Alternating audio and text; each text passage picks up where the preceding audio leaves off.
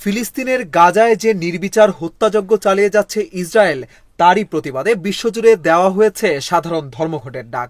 এমন পরিস্থিতির মধ্যে মার্কিন প্রেসিডেন্ট ডোনাল্ড ট্রাম্পের সঙ্গে বৈঠক করতে আমেরিকায় গেছেন ইসরায়েলের প্রধানমন্ত্রী বেনিয়ামিন নেতানিয়াহু। জানা গেছে, মার্কিন প্রেসিডেন্ট ডোনাল্ড ট্রাম্প এবং মধ্যপ্রাচ্য বিষয়ক দূত স্টিভ উইটকফের সঙ্গে বৈঠক করবেন ইসরায়েলের প্রধানমন্ত্রী বেনিয়ামিন নেতানিয়াহু। স্থানীয় সময় রোববার হাঙ্গেরি থেকে আমেরিকায় গেছেন তিনি। জানা গেছে, স্থানীয় সময় সোমবার নেতানিয়াহু হোয়াইট হাউসে ট্রাম্পের সঙ্গে আলোচনা করবেন।